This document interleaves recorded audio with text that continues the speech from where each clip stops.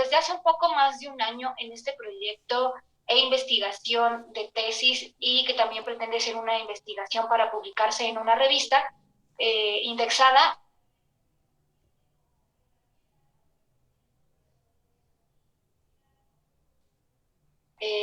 Me gustaría que quienes están acompañándonos se presenten para saber bien con quiénes estamos hablando y podamos conocernos un poco mejor. Veo por ahí que tenemos a Lau.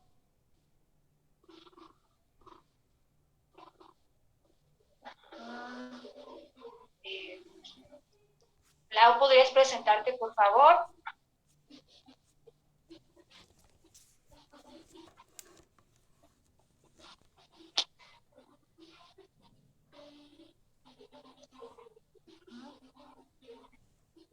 ¿Alguno que guste presentarse? Flor o Carito Rivera. Adelante, por favor.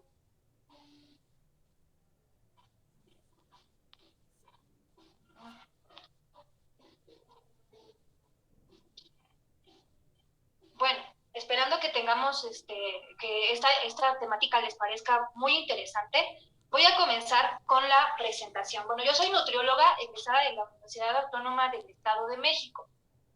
Mi interés por la alimentación consciente comienza desde la práctica. Desde la práctica enfocada no solamente a la alimentación, sino a la salud en general. Y al darme cuenta que esta práctica de atención plena funciona no solamente para el tratamiento de enfermedades y que también tiene un sustento científico, es que me di a la tarea de investigar esta situación y cómo poderla aplicar al contexto que es la alimentación y la nutrición. Entonces, bueno, vamos a entrar un poquito en contexto sobre la problemática, que es el sobrepeso y la obesidad. Como sabemos, muchos de nosotros que estamos en el área de ciencias de la salud, nutriólogos específicamente, médicos, el sobrepeso y la obesidad es una problemática que va en crecimiento, no ha minorado independientemente o a pesar de las diferentes circunstancias o herramientas que se han ido ocupando alrededor del tiempo. Aquí les coloco algunas estadísticas que supongo la mayoría ya conocen. Tenemos un primer lugar en obesidad infantil. En Salud 2018, que fue la última encuesta nacional de salud y nutrición, lamentablemente nos refiere que la incidencia y prevalencia del sobrepeso y de la obesidad va en aumento, teniendo un porcentaje del 75.2% de personas con sobrepeso y un 36.1% con sobrepeso y, perdón, 75.2% con personas con obesidad. Esto en la encuesta nacional de salud más reciente. Estadísticas que se vieron incrementadas en relación al impacto que tuvo pues, la actual pandemia de COVID-19. Algunas estadísticas que también encontré en relación al sobrepeso y la obesidad es que tenemos una mayor prevalencia de obesidad en la cuarta década de la vida, es aproximadamente a los 40 años. La prevalencia de sobrepeso y obesidad es mayor en la calidad, en las localidades urbanas que en las localidades rurales, y las mujeres son quienes son más propensas a padecer sobrepeso o obesidad, con un 57%. Y a pesar de, como les comentaba, todas las herramientas que se han ocupado para tratar de mitigar esta otra pandemia, que es el sobrepeso y la obesidad, tampoco se encuentra una relación de la prevalencia e incidencia en relación al nivel socioeconómico. Todo esto que les comento, la problemática en sí resume que el sobrepeso y la obesidad es un problema que no tiene distinción de género, bueno, que tiene distinción de género, pero que no tiene distinción de nivel social. Cualquier persona puede padecerla, ya sea en niveles, en localidades urbanas como en rurales, y somos más propensas las mujeres a padecer sobrepeso y obesidad. El que en Salud 2018 las estadísticas hayan aumentado simplemente nos está diciendo que algo tenemos que corregir. Coincide con que justamente en periodo de pandemia pues se aprobaron diferentes legislaciones en relación a la disminución del sobrepeso y la obesidad, y en relación a estas pues tampoco hemos visto un gran impacto, ¿no? Entonces esa es la problemática que nos llevó a tomar en cuenta al sobrepeso y la obesidad, porque realmente es un gran problema. Ahora, en la práctica que yo llevo como nutrióloga clínica en la clínica INECA, y qué es lo que he visto con los pacientes también en el ámbito privado que yo manejo. El sobrepeso y la obesidad sigue siendo un problema de primera consulta. La mayoría de las personas quienes acuden a la consulta nutricional vienen por control de peso, y en el proceso, en el transcurso, nos encontramos que a veces es muy complejo conseguir un apego del paciente. Ahora vamos a pasar a la siguiente diapositiva. Que bueno, ¿por qué? Como les digo, entonces es complejo el manejo del sobrepeso y la obesidad. Les comparto aquí el marco conceptual del sobrepeso y la obesidad por Barquera y Rivera en el artículo de Progreso y Nutrición, que es un enfoque que nos explica por qué la obesidad es una enfermedad multifactorial y bastante compleja. Si ustedes ven en la diapositiva, vemos la obesidad en la parte de arriba, y todos estos rectángulos son todos los factores que están interrelacionados con el desarrollo del sobrepeso y la obesidad. Entonces voy a ver si podemos acercarlo un poco más para que veamos específicamente cómo es que estas características se interrelacionan, ¿no? Bueno, este modelo que estamos presentando es una forma de ver al sobrepeso y la obesidad, no es la única. Sin embargo, me parece una forma muy completa de verla, porque habla realmente de todas las características que se relacionan con el sobrepeso y la obesidad y todos los factores. Este modelo nos habla del sobrepeso y la obesidad a partir de 3 niveles. El nivel inmediato, que es el que estamos viendo aquí, que son las cuestiones más cercanas o más directamente relacionadas con el individuo. Vemos el aumento de la ingesta de energía o un balance positivo, y una disminución del gasto de energía, es decir, la vida sedentaria, ¿no? Que son como los factores que más conocemos en cuanto al desarrollo de sobrepeso y obesidad. En la parte de abajo, un poco más abajo, y alejándonos un poco más del individuo, estamos viendo las causas subyacentes. Estas causas subyacentes, y por eso les pongo aquí los monitos de social, tienen que ver en relación a la parte social del individuo, ¿no? Es decir, a lo que se encuentra en su contexto. Y aquí podemos ver entonces el mercado masivo de alimentos, que en relación a esto, pues entonces encontramos el reciente etiquetado alimentario. La pérdida de la cultura alimentaria tradicional, consecuencia de la globalización, disponibilidad y accesibilidad de alimentos procesados, igualmente consecuencia de la industrialización, o la escasa educación nutricional y de salud que existe, ¿no? Esos son factores propios, pues, del medio ambiente, pero tenemos unos más allá también propios del medio ambiente, que son los factores o causas básicas. Estas causas básicas pues hablan realmente de la base de la producción de los alimentos, en la producción alimentaria o procesos de los alimentos, y lo que está directamente relacionado a lo que tenemos disponible, los tecnológicos para el trabajo y la recreación, la pobreza como uno de los factores también. Entonces, si se dan cuenta, todos estos factores que estamos viendo están todos interrelacionados y conectados. Y yo aquí les encerré un factor que increíblemente se interrelaciona con todos independientemente del nivel de que estemos hablando, que es el factor estrés. El factor estrés que puede estar condicionado por factores sociales, culturales, ambientales, familiares o propios del individuo, y que están afectando directamente el balance energético, la ingestión de los alimentos y el tipo de actividad física que el individuo tiene. Pongamos un ejemplo más claro para ejemplificar esto, ¿no? Digamos que llega a nuestro consultorio un paciente que es trabajador de policía, 24 por 48 horas. Entonces ahí vemos que desde su factor social de trabajo, pues vemos una situación que va a afectar directamente su estado nutricional, porque no tenemos tiempos para una adecuada alimentación y nutrición, ¿no? Aunado a los tiempos, vamos a ver relacionado también el factor estrés, ¿no? hacer un trabajo que disminuye las horas de sueño, que posiblemente tenga una exigencia alta de responsabilidad, vamos a ver entonces afectado también la cantidad de energía. Por supuesto, vamos también a ver afectado en este tipo de personas la actividad física, porque no disponemos del tiempo para realizarlo. Inclusive vamos a ver afectadas situaciones tan básicas como es el tiempo de comida, que no tienen un tiempo para comer y lo refieren como tal, solamente como en 10 minutos y parado, o inclusive que no siquiera tienen tiempo o disponibilidad para ir al baño, ¿no? Estamos viendo en un paciente que llega por control de peso, con este contexto, un montón de circunstancias sociales y económicas, porque por supuesto que un trabajo de 24/48 habla que tenemos un bajo nivel educativo y por tanto un bajo nivel económico. Esto entonces está hablando que todos estos factores que estamos viendo, causas inmediatas, subyacentes y básicas, están presentes en este caso y van a afectar directamente al balance positivo de energía.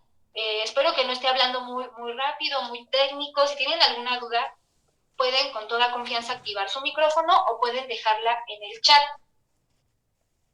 Ahora, bueno, el explicar todo esto con este ejemplo que les acabo de comentar, habla de que realmente el contexto y el desarrollo del sobrepeso y la obesidad no es solamente un factor, está directamente interrelacionado. Y ¿por qué es que a pesar de tantas herramientas que se han ocupado para el tratamiento del sobrepeso y la obesidad, seguimos teniendo alta incidencia y prevalencia? Y por el contrario, en vez de tener resultados, estas están aumentando. Bueno, lo que yo he visto en la práctica, y no solo yo, sino otros colegas, es que el tratamiento médico-nutricional convencional centra su atención en la biología del individuo. Estudiamos para ser nutriólogos, nos enseñan fisiología, farmacología, biología química, y cómo esto interacciona en el individuo. Entonces centramos nuestro tratamiento desde esta parte, desde la parte biológica, y olvidamos los factores psicosociales, que son todos estos factores que comentaba, por ejemplo, el trabajo, los horarios, los tiempos, el estrés, la parte inclusive emocional que podría implicar. Y es una parte que realmente se tiene muy olvidada, no se contempla la parte psicológica y la parte emocional que coadyuva al sobrepeso y la obesidad. El factor estrés, como les comentaba en el modelo anterior, está interrelacionado directamente con los niveles anteriores y repercute el balance positivo de energía y los cambios de comportamiento. Diversas estrategias ya están siendo utilizadas, por ejemplo, como les decía, el etiquetado alimentario, el impuesto a bebidas azucaradas, algunos otros programas, pero sin embargo estamos viendo que no hay resultados, ¿no?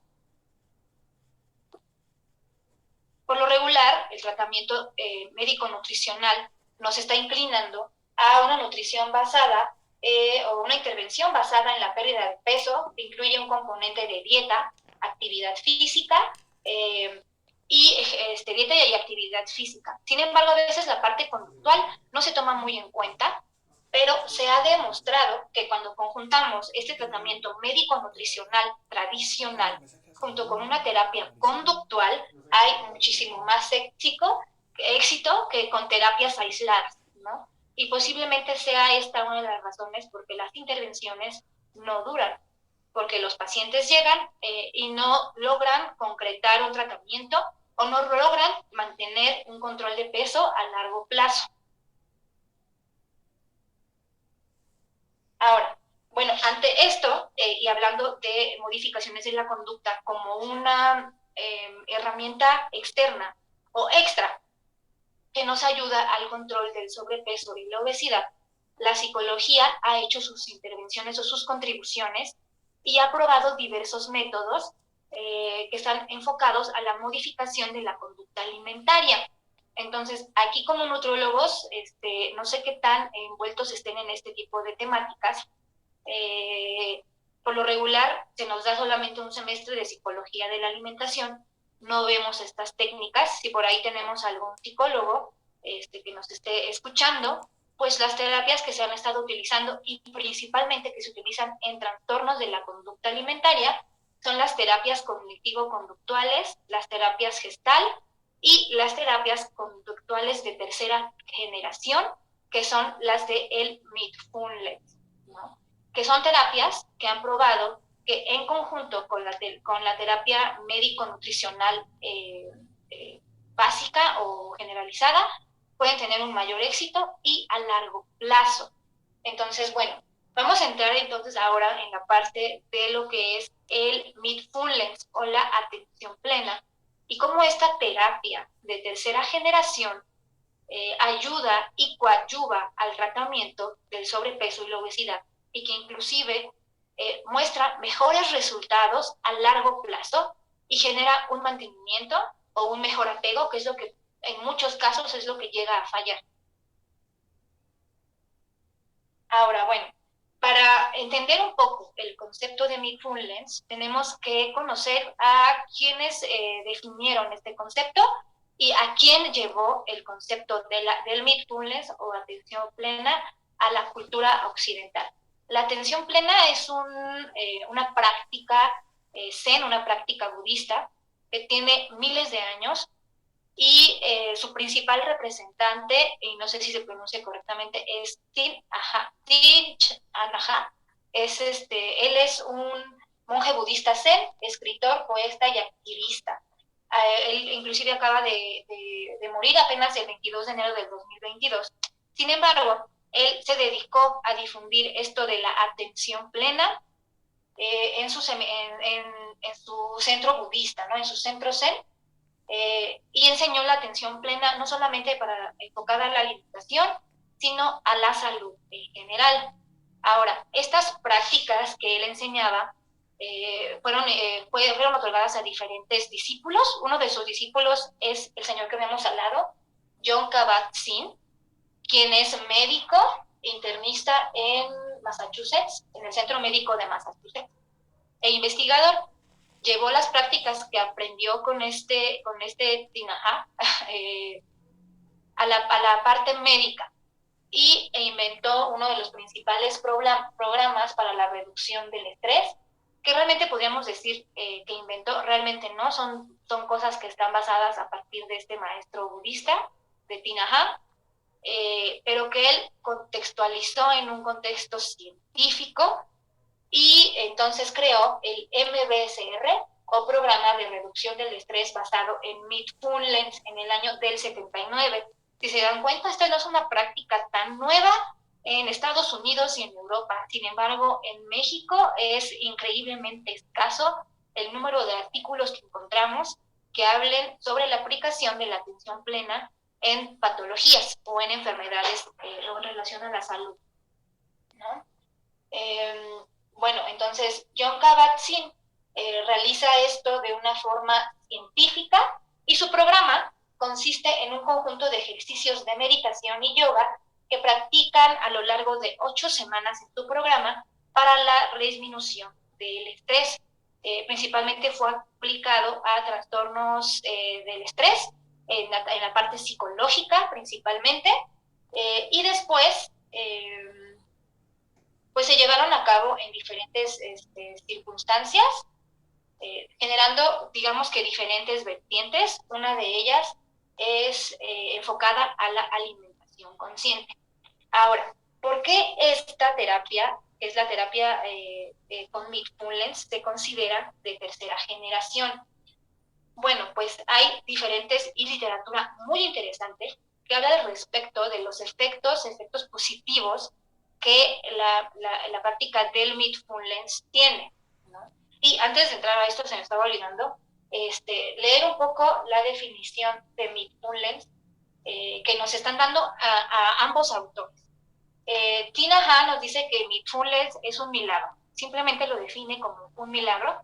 Jon Kabat-Zinn nos dice que el mindfulness es la conciencia que surge al prestar atención intencionalmente en el momento presente y sin juzgar, ¿no? Son pequeñas prácticas o prácticas meditativas constantes que llevan al individuo a centrarse en una situación en particular, disminuyendo el factor de estrés.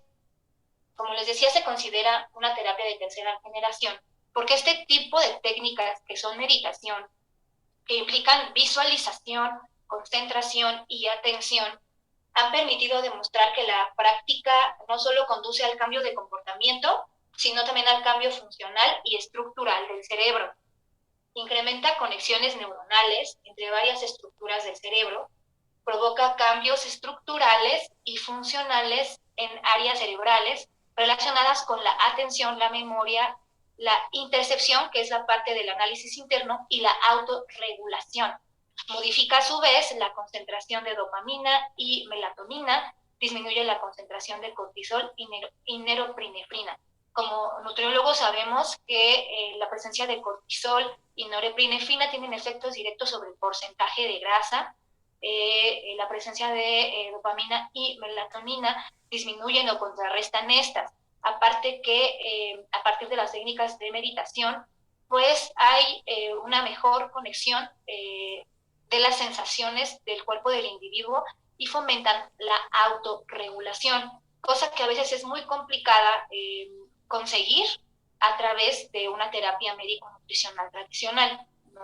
Es una cosa que se puede enseñar en una o dos sesiones, sin embargo, debe de estarse practicando constantemente y nos encontramos que es como la parte que se les complica más en el tratamiento, ¿no? El aprender la autorregulación. Estas terapias de tercera generación han demostrado todos estos beneficios a partir de pequeñas prácticas meditativas.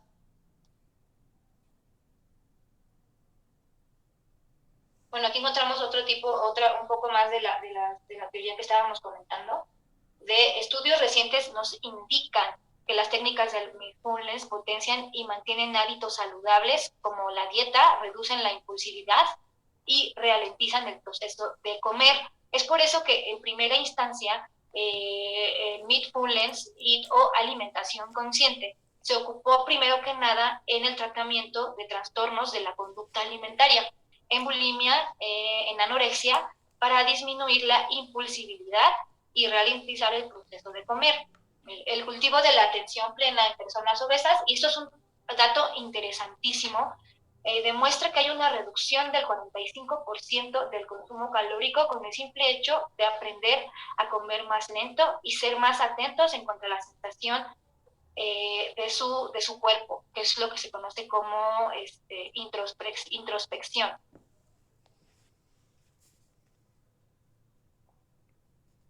Y bueno, ¿qué es lo que realmente trabajan estas pequeñas técnicas meditativas? Diferentes autores tratan de explicarnos lo que realmente el mindfulness hace a través de la alimentación consciente. Y aquí me encontré este autor, que es Molina y López, desde 2018, que nos dice que en sí se enfoca en 8 componentes. Primero, el mejorar la percepción de las sensaciones a través de los 5 sentidos clásicos. Mejora la introcepción o percepción de las sensaciones corporales internas. Se ha demostrado que las personas con sobrepeso y obesidad, o inclusive con trastornos de conducta alimentaria, están desconectados de sus sensaciones de saciedad y sus sensaciones de hambre. A veces, y yo creo que la mayoría, estamos desconectados de esta circunstancia por contextos sociales, ambientales o conductuales. Y las prácticas de atención plena mejoran esta interocepción. Dirían desde la práctica budista, mejoran la conexión con el sabio interno para que puedan tener un mejor reconocimiento. Al tener una mejor interocepción, entonces hay una disminución de la ingesta. Entonces, estas prácticas enseñan a reconocer las sensaciones de saciedad y hambre. La percepción de intenciones o emociones de los demás mejora la conciencia individual y de lo que nos rodea. El tener una mayor conciencia individual y del contexto en general también tiene un efecto directo sobre la disminución del estrés, el cómo se hace la conducta alimentaria y pues obviamente en la interocepción y la percepción de la mente. A través de las prácticas de meditación, de mindfulness o de atención plena, las personas son más observadoras al respecto de lo que conocemos como el diálogo interno, es decir, estas situaciones emocionales de plática interna que nos llevan a las emociones de culpa, ansiedad y compulsividad.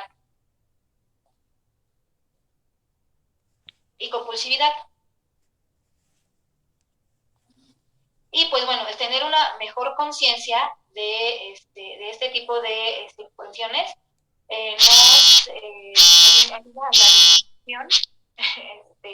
a la disminución de la ansiedad alimentaria.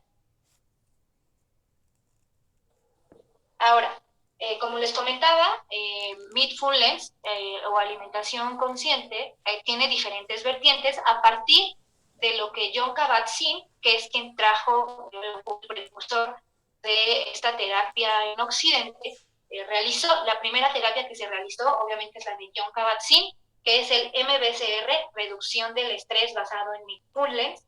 En base al MBSR surgen estas otras cuatro terapias: la terapia cognitiva basada en Mindfulness, la práctica de la alimentación consciente basada en Mindfulness, que es el MBHIT, terapia de aceptación y compromiso, y la terapia conductual dialéctica, que todas se basan en pequeñas técnicas de alimentación consciente para buscar el objetivo que es primordial, que es la disminución del estrés y la ansiedad.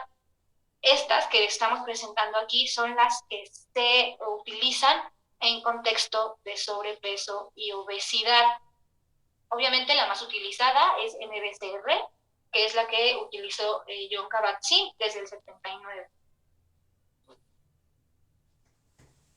Y bueno, en base a todo esto que les estoy presentando, queridos espectadores, surge la iniciativa de aplicar alimentación consciente en nuestra clínica y conocer el efecto de la alimentación consciente sobre el estado nutricional en pacientes con sobrepeso y obesidad en la clínica de atención integral que estamos ubicados aquí en Milpalta, ¿no? Entonces, en base a toda esta evidencia que nos dice que la mejora de la autopercepción, la disminución del estrés, la ansiedad, modifican directamente la conducta alimentaria, y que la modificación de la conducta alimentaria va a tener efectos no solamente sobre el índice de masa corporal, sino también sobre el porcentaje de grasa y también sobre aspectos psicológicos, es que les voy a presentar a continuación la estructura del método que llevamos hasta ahorita, de cómo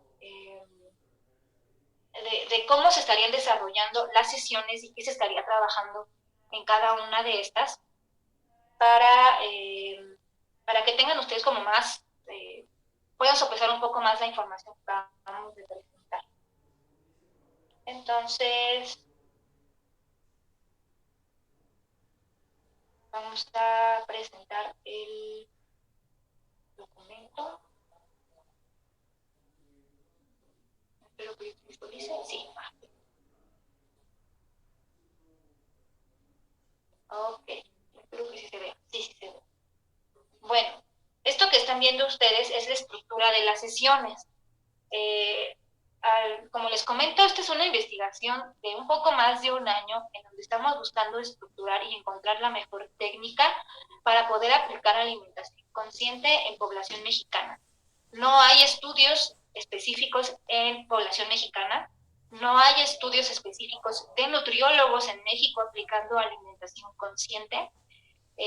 Los estudios que hemos encontrado son en Europa, principal, y en Chile también. En Chile encontramos estudios de alimentación consciente aplicada a sobrepeso y obesidad en población adolescente y en población universitaria. También encontramos extensa cantidad de estudios sobre alimentación consciente en el área de la psicología. Entonces, bueno, ¿cómo en cuánto se corta? Para que regresando les expliquemos la parte de la estructura de las sesiones y por qué. ¿Me pueden decir por ahí el monitor como cuánto tiempo se nos corta? No, para que comience explicando esta parte. Aproximadamente unos 5 minutos. Entonces explicamos esta parte. Muchas gracias. Ahora, este, hasta nos basamos entonces en el método más utilizado, que es el de John Kabat-Zinn, el MBSR, con algunas modificaciones específicas para alimentación consciente. Entonces, bueno, déjenme ver si puedo.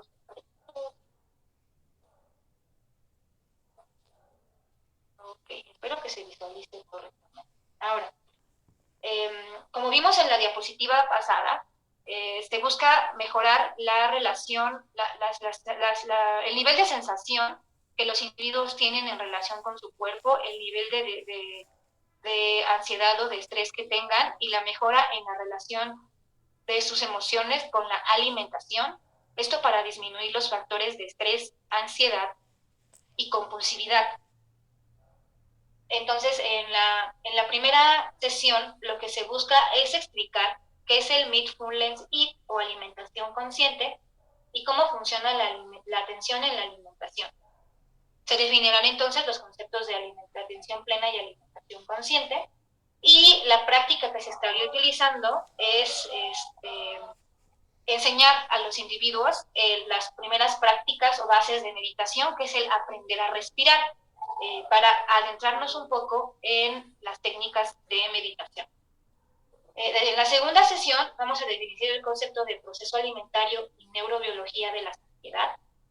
Esto para irnos introduciendo en la práctica y reconocimiento de la interocepción, es decir, de las propias sensaciones corporales. Y es aquí donde utilizamos una meditación muy utilizada en Mindfulness, que es la meditación de la pausa. En la tercera sesión se regulan las sensaciones del hambre. Bueno, buscamos regular las sensaciones del hambre a través de la definición del concepto de los 7 tipos de hambre. Y se introducen los recursos para que la persona que esté practicando reconozca el nivel de satisfacción según cada tipo de hambre. Se considera un reforzador para la práctica y reconocimiento de la interocepción. La práctica que vamos a llevar a cabo es una meditación que se llama ¿Quién tiene hambre ahí dentro? Y el examinar las 7 clases de hambre, que también es una meditación. Hasta ahora, dentro de la estructura de sesiones, vamos 5 sesiones. Recordemos que MBSR es una metodología que abarca entre 8 y 12 sesiones, demostrando resultados excelentes en cuanto a la disminución del índice de masa corporal.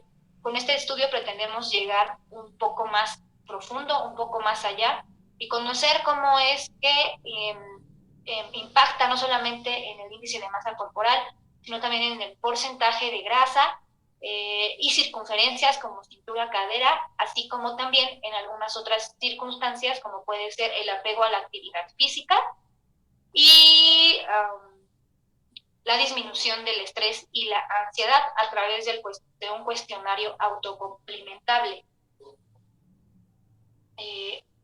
Las siguientes sesiones buscan que la persona practicante se haga consciente de sus condicionamientos y hábitos alimentarios. Por eso tenemos como cuarta sesión el hablar sobre los orígenes de tu relación con la comida. Como les comentaba, para ir reconociendo los condicionamientos reactivos y explorar los hábitos alimentarios de las personas. Aquí se busca que las personas hagan un diario de alimentos y que encuentren en este diario de alimentación la relación emocional. Después de esto, la siguiente sesión busca reforzar esta parte de reconocimiento de condicionamientos y cómo se relaciona con el estrés o la ansiedad. Y en este paso se considera la meditación de reconocer quién tiene hambre dentro, que es un audio que tenemos por ahí. Y bueno, me gustaría quiero ver si es posible que podamos compartir los audios que tenemos, algunos audios de algunas meditaciones, para que ustedes vean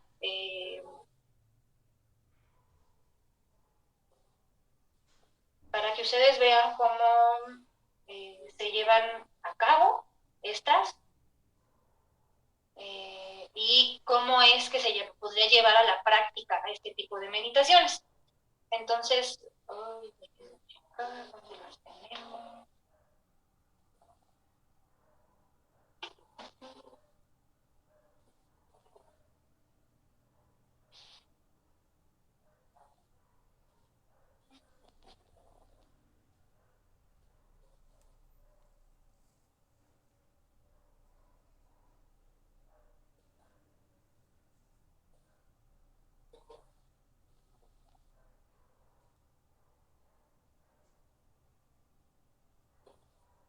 Y espero que sí se escuchen, ¿no? Porque no tengo tanta práctica con el Zoom, entonces esperemos que sí se escuchen.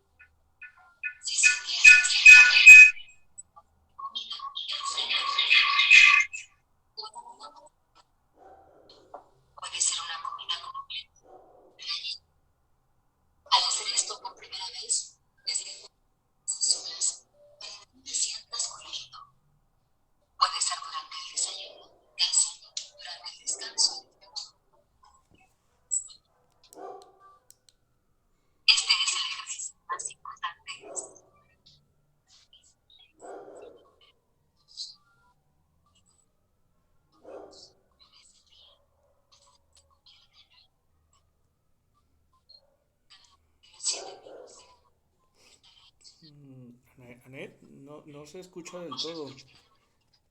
A No ver. sé, yo creo que hay como un eco o está muy lejos. No, no está lejos.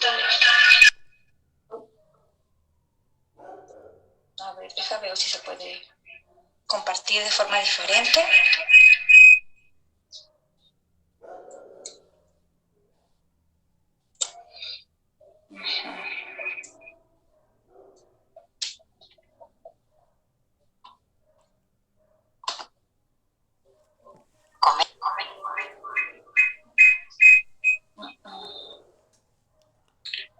Pues tal parece que no puedo compartirlo. No, ya no sé qué dice aquí. Ok, no, entonces puede quedar como una opción como para mandar mensaje a los números y a lo Sí, mejor sí, solicitar la les página. comparto el link. Les comparto el link para que puedan verlo. Ok, Bueno, escucharlo y también todas las demás meditaciones que tenemos en el repertorio. Ahora, bueno, no sé cuánto tiempo tengamos todavía para que regresando entonces, podamos hacer una sesión pequeña de preguntas y respuestas y aprovechando que tenemos a los psicólogos aquí, nos puedan hacer alguna retroalimentación en relación a...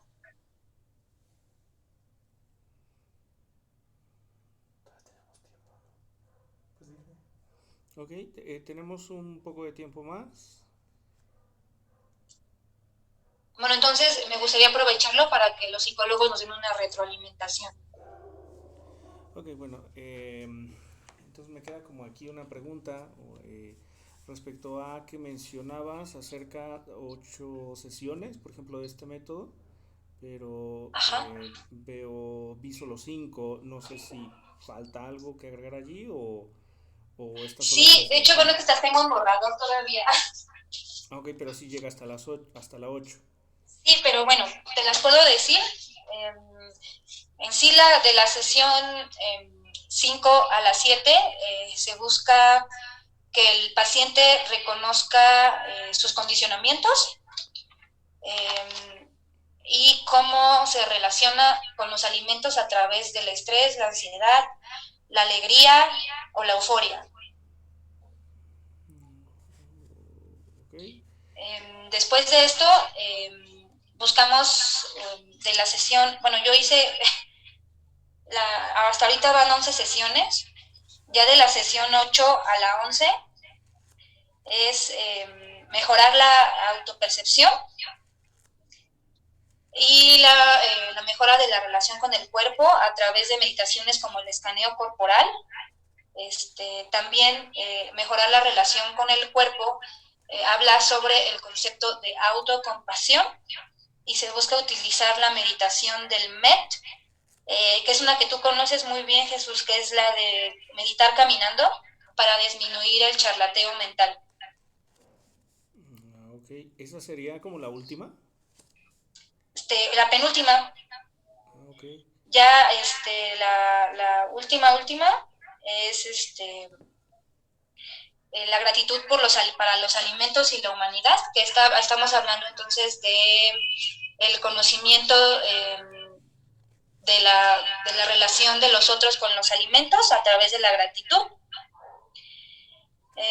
Y aquí entra la meditación de las 5 contemplaciones, que es un conglomerado en donde estamos reuniendo todas las herramientas que se han ocupado en una sola meditación. Y como opción que pensaba yo agregar como última, para fomentar el apego a largo plazo, se titula Abrazar el propósito para el futuro, hablar sobre los 8 conceptos de la sanación y la meditación de la montaña. Ok, la meditación de la montaña literalmente es ir a una montaña, hacer una especie de retiro o es una meditación en audio. Es una meditación en audio. La meditación de la montaña busca que las personas afiancen sus objetivos y propósitos. Ok, vale, entonces, pues aquí creo que hay alguien que levantó la mano, clínica. Ajá, pues adelante. Y creo que por allí anda un micrófono activado tuyo, Anet. Hay como un pequeño eco.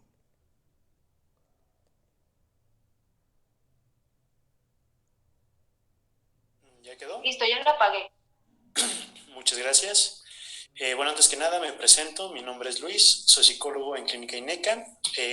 Un gusto verdaderamente que nos estén acompañando en esta transmisión que nos proporciona nuestra colega y amiga, la nutrióloga Anet. Y Anet, todo esto que nos compartes realmente es muy interesante. Creo que es una práctica que se está innovando, es algo como lo que tú mencionabas, ya tiene bastante tiempo, pero se está innovando porque se está aplicando apenas en esta década, me parece. ¿Podrías, por favor, compartirnos un ejemplo en cuanto a algún caso clínico que hayas tenido recientemente de cómo has aplicado esta técnica, por favor, para que le quede un poquito más claro a nuestros usuarios? Ok, ¿cómo hemos aplicado la alimentación consciente en alguno de los pacientes? Hemos aplicado pequeñas pautas, principalmente la parte de la compasión, para disminuir el charlateo mental. Y bueno, esto es una situación que vamos a como a contextualizarla más, porque es algo que nos pasa a todos en general, ¿no? Tenemos, digamos, al paciente a quien ya se le enseñó cómo medir raciones, porciones, y que ya está comenzando con su tratamiento nutricional, ¿no? Y entonces comenzamos con estos tipos de ideas o comentarios, que es lo que conocemos como charlateo mental, de a lo mejor no lo estoy haciendo tan bien, creo que si me equivoco va a tener consecuencias catastróficas. Entonces el paciente te dice, es que creo que me pasé y no me di bien mis porciones y me comí un puño de cacahuates más y siento que con eso ya voy a volver a subir lo que ya bajé, ¿no?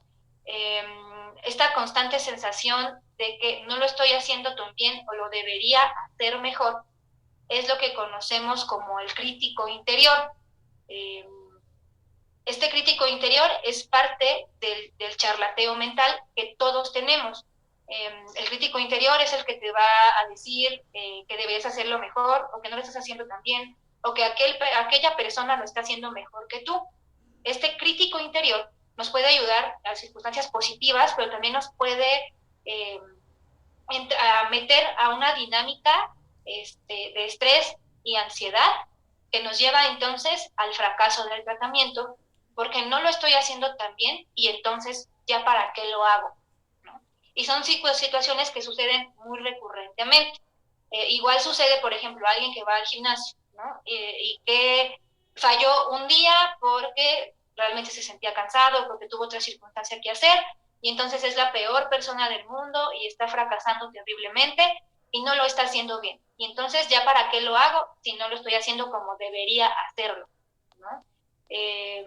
Esta crítica interior entonces nos lleva por esta dinámica o círculo vicioso en el donde me siento mal, ya no lo hago y vuelvo a fracasar en el intento de realizar un cambio de hábitos. ¿Cómo es que podemos mitigar este tipo de charlateo mental que nos lleva a estrés, ansiedad y abandono del tratamiento? A través de la atención plena. Algunos autores de atención plena nos dicen que estando en el presente, enfocados en el aquí y en el ahora, no hay oportunidad que el crítico interior se presente, porque el crítico interior se enfoca en criticar lo que no has hecho bien o lo que no estás por hacer correctamente o como debería. Es decir, que está en el pasado o en el futuro. Si aprendemos a que el paciente enfoque su atención en lo que está haciendo y que procure hacerlo de la mejor forma, no enfocado en el resultado, sino en el cómo se siente durante el proceso, estamos sacándolo de este círculo vicioso y asegurando que no tenga, que sea menos vulnerable al abandono del tratamiento. También lo que funciona mucho en este tipo de circunstancias es hablar sobre la compasión o la autocompasión, que aquí vienen prácticas como por ejemplo prácticas de benevolencia, que es hablar, decir ciertas frases amorosas hacia uno mismo, y por ejemplo, o también frases de gratitud, ¿no? Que nos enfocan en lo que estoy haciendo bien y no en lo que no estoy haciendo bien o en lo que debería mejorar. Como frases como, y bueno, son algunas prácticas que hemos también aprendido a través de algunas clases de meditación que hemos tomado, como por ejemplo, eres el poder, el amor y la única autoridad en tu vida, eres libre para ser tú mismo, o frases de agradecimientos diarias que nos ayudan a estar presentes en el aquí y en el ahora, sin enfocarnos en lo que estaría mal, o lo que estoy haciendo mal o lo que debería hacer mejor. Agradecer el agua que tomo y que refresca cada una de mis células. Gracias por el privilegio. También lo que nos funciona mucho es el autoescaneo corporal y agradecer a cada una de las partes de nuestro cuerpo por lo que está realizando. Estamos enfocándonos en la conciencia del propio cuerpo y agradeciendo la función que cada una de las partes de nuestro cuerpo está realizando. Estamos alejando el crítico interior para sustituirlo por la parte del agradecimiento. Increíblemente, tener estas prácticas que, por ejemplo, es decir una frase de agradecimiento todos los días, el hacer consciente de lo que estoy haciendo bien, celebrármelo, e inclusive hacerlo frente al espejo y decir gracias porque mi cuerpo me ha permitido realizar todas las actividades del día, gracias porque mi cuerpo me permite hacer ejercicio en vez de por qué no lo hice el día de hoy, ayudan a que entonces a la disminución del estrés y la ansiedad, y esta práctica es lo que conocemos como la práctica de la autocompasión. No sé si quede claro con eso que les acabo de decir. Creo que había un caso por ahí, Anet, en donde, bueno, como una tarea muy, muy específica, ¿no? Acerca de comer lento y una disminución en cuanto al atracón. Bueno, no decimos el nombre de la persona por la cuestión de que hay personas externas a la clínica, pero eh, había uno de estos casos que fue a partir de esta técnica donde pudiste ver un cambio. Sí, bueno, la paciente estaba refiriendo dentro de la entrevista o de la historia clínica algunos síntomas de trastorno por atracón. Eh, un trastorno por atracón hay que definirlo muy bien porque pues no es como que la persona te diga, ay, es que siento que como muy rápido, sino más bien en donde ya hay un síntoma, le preguntamos, bueno, ¿cómo sabes que tienes un periodo de atracón? ¿Cuándo paras? Pues paro hasta que me duele el estómago o hasta que tengo que vomitar. ¿En cuánto tiempo te terminas toda esa comida? Y refería a un tiempo menor a 15 minutos. Entonces, esto sí podemos determinar que es un periodo de una situación de atracón. Y la actividad que se dejó con esta paciente fue el ser más atenta en cuanto a reconocer con qué podría estar relacionado su episodio de atracón, ¿no? Logramos a través de la entrevista encontrar que era por problemas familiares que se aunaban con situaciones de estrés en la parte escolar. Era una paciente universitaria y si ella podía reconocer cuando sentía que venía el periodo de atracón. A través de 2 o 3 consultas pudimos encontrar los factores que desencadenaban su periodo de atracón. Cuando ella ya pudo reconocer qué situaciones explotaban su periodo de atracón, entonces podía detenerse, es decir, como prevenir que sucediera, ¿no? Y no solamente prevenir que sucediera, o no solamente es decir, ya me di cuenta que va a pasar y no quiero que suceda, sino más bien sé qué va a pasar y qué puedo hacer al respecto.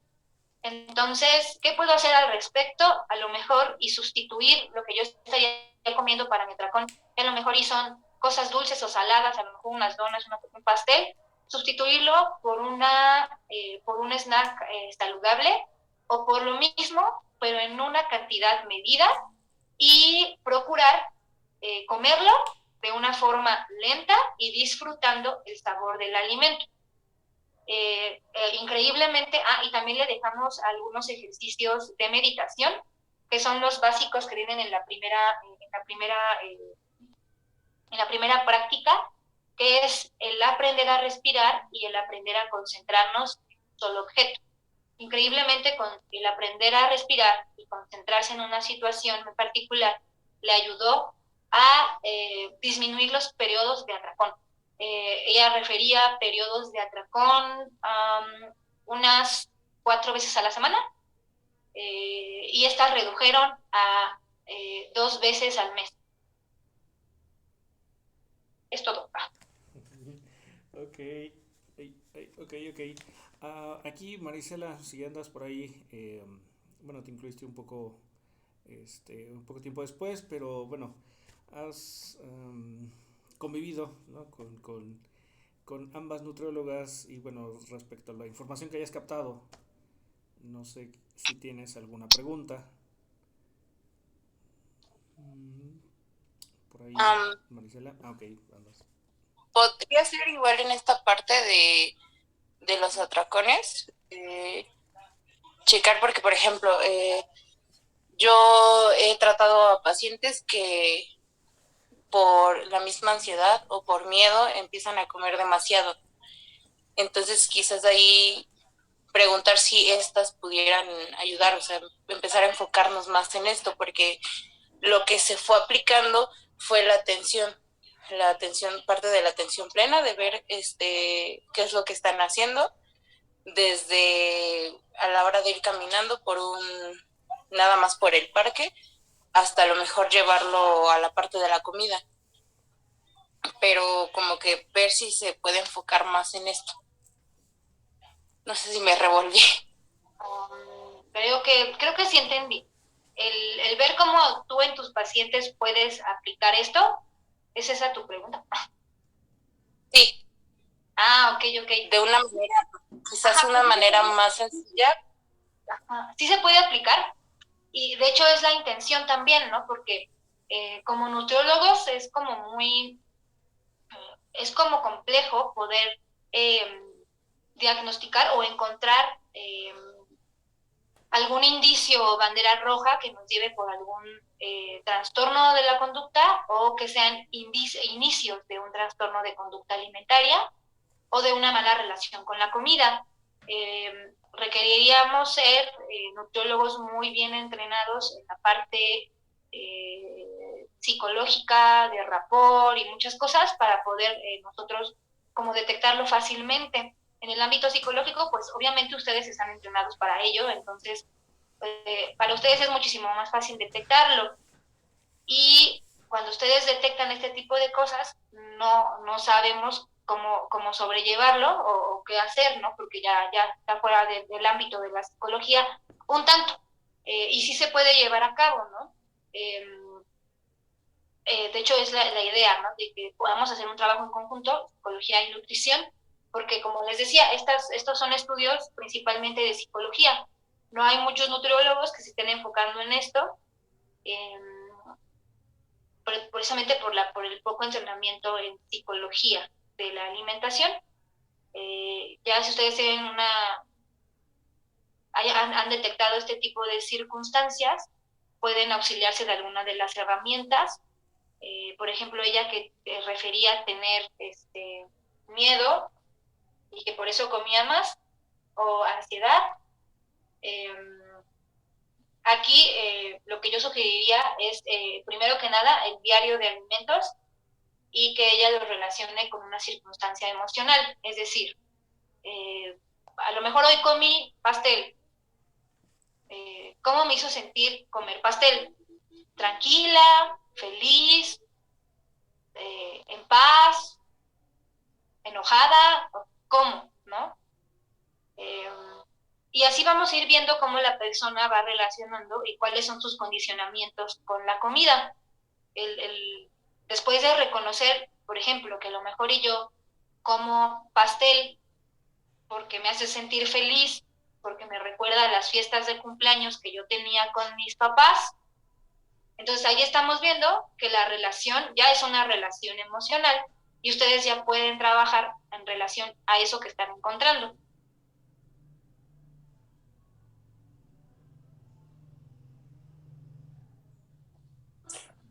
Entonces, Anet, podríamos decir que en este caso la herramienta que tú, de la cual nos estás hablando ahorita, que es la atención plena, puede ser también captada por el paciente, asimismo regulada, y volverse de cierta forma autodidacta con esta herramienta. Sí, de hecho, y es por eso, y esa es la parte más importante. Lo que sucede por lo regular con el tratamiento médico nutricional convencional es de que tiene un periodo de tiempo, ¿no? El paciente cumple su objetivo, se le da de alta, y si tuvo una buena instrucción se va con herramientas para mantenerlo. Se ha demostrado que realmente muy pocas personas logran un mantenimiento a largo plazo. Inclusive son escasamente el 30% de las personas que se someten a un tratamiento nutricional logran mantener hábitos saludables a largo plazo por más de 2 años, ¿no? Y son constantemente reincidentes en cuanto al aumento de su peso, la disminución de su peso, o retoman hábitos que ya habían abandonado. La alimentación consciente es un entrenamiento, son en sí 12 sesiones, sin embargo, el paciente puede replicar estas sesiones y se busca que meditaciones básicas como el agradecimiento de los alimentos o el comer más lento, a lo mejor y cambiar, comer con la mano que no es diestra para comer un poco más despacio, el hacer una forma o una cierta ceremonia en la preparación, compra, obtención y consumo del alimento, ya se vuelva un hábito. Esto va a propiciar entonces que exista disminución del estrés, disminución de la ansiedad, mejora de la conducta alimentaria y que se mantenga por más tiempo. Ahí solamente encontré un estudio que evaluó a pacientes que tomaron alimentación consciente a los 3 años y el 85% de los pacientes continuaban con las prácticas y con un mantenimiento del peso constante.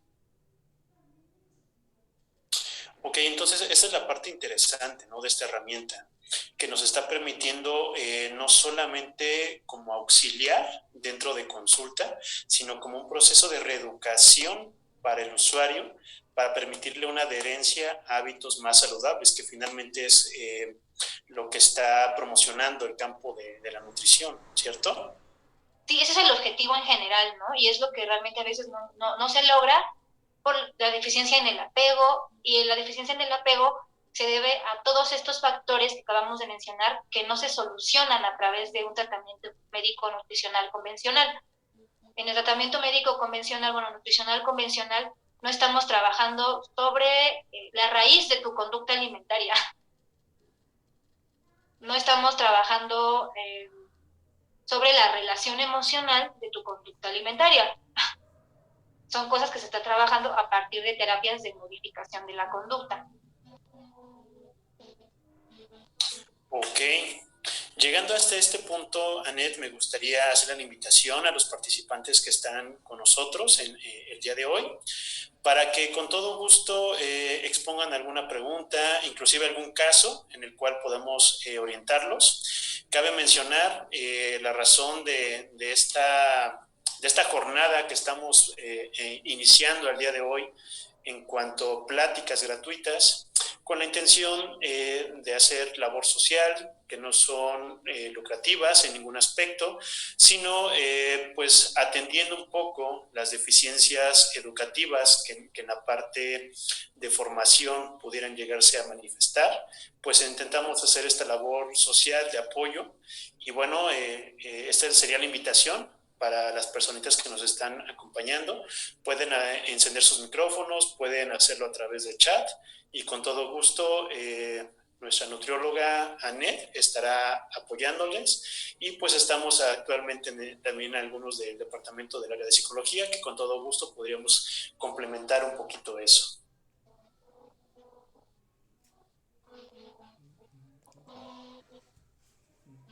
Entonces, bueno, mientras las personas, bueno, sucede lo que tiene que suceder y mientras ajustan lo que hay que ajustar, aquí, bueno, en esta cuestión de pandemia, Anet, ¿qué tan probable crees que sea hacer, digamos, este modelo así como tal, ¿no? Porque pues este del MBSR se propone como para grupos, ¿no? Y bueno, ahorita no sé si te imaginas algunos ajustes o si tenga que ser únicamente en consulta individual, no sé. ¿Qué dices? No se oye, no se oye. Ay, perdón. Todos los estudios que he checado, afortunadamente, y el método así lo exige, tienen que ser grupos pequeños. Eh, Grupos que oscilan entre las 8, máximo 30 personas. Eh, y precisamente porque se requiere, es un adiestramiento en cuanto a las técnicas de meditación, respiración, y requiere mucha observación, eh, de cada uno de los individuos. Entonces, afortunadamente se requieren grupos pequeños, y obviamente considero que con la sana distancia es más que suficiente. Obviamente hay algunas prácticas que sí van a requerir que se retire, obviamente, el cubrebocas, como prácticas con la lengua, la práctica de las 5 contemplaciones o la meditación de la paz, requieren pues que ingiramos un alimento, porque al final de cuentas esto es práctico, y con la sana distancia pues no hay ningún problema, y los grupos pues son pequeños porque lo exige así el método. Ok, alguna... yo creo, en este caso, por ejemplo, con tanto Marisela, por ejemplo, como yo, pasamos a consulta nutricional. Y hay varios elementos que de repente nos hacen como fluctuar, ¿no? Entre si me acerco, no me acerco, y bueno, a veces se deja. Y em, ¿qué porcentaje eh, podría tener esta nueva práctica para, digamos, esta implementación? Si bien nos decías que solamente el 30% continúa con este apego al tratamiento o cambió, ¿no? Eh, ¿qué porcentaje podría mantenerse a largo plazo con esta práctica? Mm, Las estadísticas o los diferentes estudios refieren que arriba del 70% de personas que han aplicado atención plena continúan con el apego a largo plazo, ¿no? Entonces, eso es lo que prospectivamente estaríamos esperando ahora con los pacientes, ¿no? Que en vez de ser el 30% de pacientes que se apegan, ahora sea un 70% o un poco más quienes se apeguen al tratamiento a largo plazo. Esta parte que tú comentas, ¿no? De que quienes hayan sido, o quien sea que se someta a un tratamiento nutricional, tiene estas altas y bajas. Esto también es parte de la práctica de la compasión. Entender, así como nos lo dice Tinaja o la práctica Zen, que esto es un camino y que en el camino van a haber altas, van a haber bajas, que verlo desde la parte de ya me alejé y estoy fallando es un diálogo interior de autocrítica, y que el aceptar que nos alejamos del proceso, pero que podemos retomarlo, también es parte del proceso. Ok, eso es lindo. Eso es bastante lindo. Muy bien, Anet. Eh, ok, entonces, pues bueno, ya llegamos creo que a un tiempo suficiente. Este material estará por ahí disponible. Pueden escribirnos si tienen dudas respecto a la bibliografía, la presentación, y bueno, por ahí a lo mejor más avanzando, digamos avanzando más en el tiempo, pues ya si alguien ve este video y deja algún otro comentario, pues bueno, también por ahí estará disponible esta información. Entonces, pues digamos con esto vamos cerrando. No sé con qué más quiera cerrar, Anet. Pues nada, espero que nos dejen sus comentarios, sus preguntas o sus dudas al respecto del tema. Alimentación consciente es, como les comento, algo muy nuevo, principalmente aquí en el contexto de población mexicana, pero que sin embargo podríamos decir que es la forma de ver la nutrición y la alimentación a futuro. Eh, Esto que lo que actualmente nosotros practicamos como nutrición clínica son prácticas que se estaban realizando hace 40 o 50 años en países primermundistas. Alimentación plena se practica desde el 79 en Estados Unidos, principalmente, y Europa. Entonces, podemos decir que la alimentación consciente es la forma de ver la nutrición a futuro. Eh, y que, pues bueno, entonces, si tú eres nutriólogo pasante, psicólogo o alguna otra persona de ciencias de la salud, no eches en saco roto la importancia de la herramienta de la atención plena en el contexto de la salud.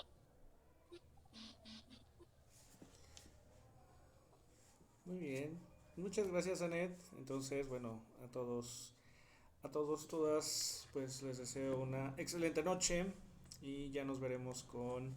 Ahora me toca a mí la siguiente exposición. Va acerca de meditación e hipnosis y pues bueno, ya nos estamos viendo como en una semana. Ok, pues bueno, nos estamos viendo y muchas gracias por su asistencia. Hasta luego. Ok, gracias.